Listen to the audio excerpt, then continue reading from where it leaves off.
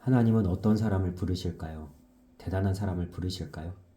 엄청난 재력을 가진 사람, 능력 있는 사람, 높은 지위에 앉은 사람을 부르실까요? 물론 하나님께서는 그런 사람들도 불러 사용하실 때가 있습니다.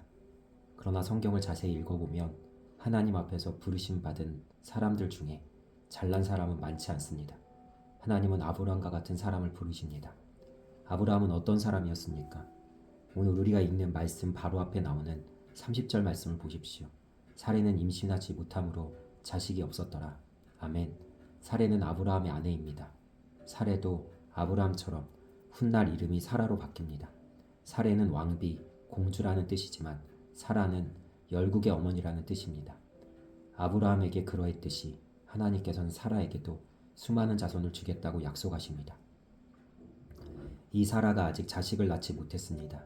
이때 아브라함의 나이는 75세이고 사라의 나이는 65세입니다. 자식을 낳을 수 있는 나이가 이미 훌쩍 지났습니다. 하나님은 자식 하나 없는 아브라함과 사라를 불러다가 수많은 자손을 주겠다고 약속하셨던 것입니다. 하나님은 어떤 사람을 부르십니까? 이렇듯 초라하고 보잘것없는 사람, 내세울 것 없고 자랑할 것이 많지 않은 사람을 부르십니다. 낮고 천한 사람, 자식을 낳지 못한 아픔 속에서 몸부림치면서 울고 있는 한 이름 없는 부부를 부르십니다. 결핍이 있는 사람, 고난을 겪어본 사람, 수많은 눈물을 흘려본 사람을 부르시는 것입니다. 왜 그렇게 하십니까?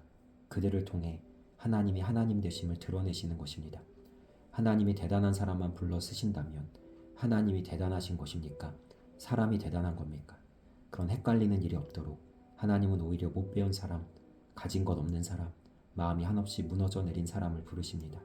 그리고 놀랍게도 그런 사람들을 통해 하나님의 위대하심을 드러내시고는 합니다.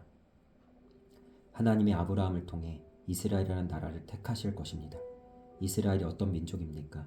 애굽에서 400년 넘게 노예 생활하던 민족입니다. 그들은 아무것도 아니며 세상에서 가장 낮은 자리에 있던 사람들이었습니다. 하나님은 기드온이라는 사사에게도 이런 말씀을 하십니다. 사사기 7장 2절 말씀입니다.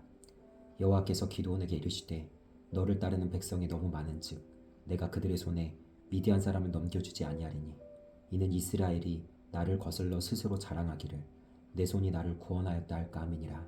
아멘. 하나님은 전쟁에 승리하기 위해 많은 숫자가 필요하지 않으십니다. 힘센 군사가 있어야 하는 것도 아닙니다.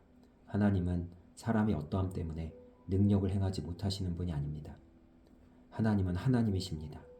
아브라함과 사라 같은 사람을 불러 하나님은 하나님의 위대하심을 나타내십니다. 그리고 우리를 부르셔서 역사하시는 하나님은 지금도 그렇게 하나님의 하나님 되심을 나타내십니다. 그러니 내가 연약하다고 주눅들 필요 없습니다. 하나님이 계십니다. 내가 이 정도밖에 안 된다고 고개 숙일 필요 없습니다. 하나님이 아십니다. 내가 이런 것밖에 할 수 없다고 손을 늘어뜨리고 있을 필요도 없습니다. 하나님이 하십니다.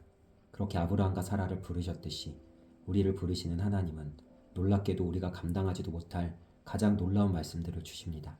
12장 2절 말씀입니다.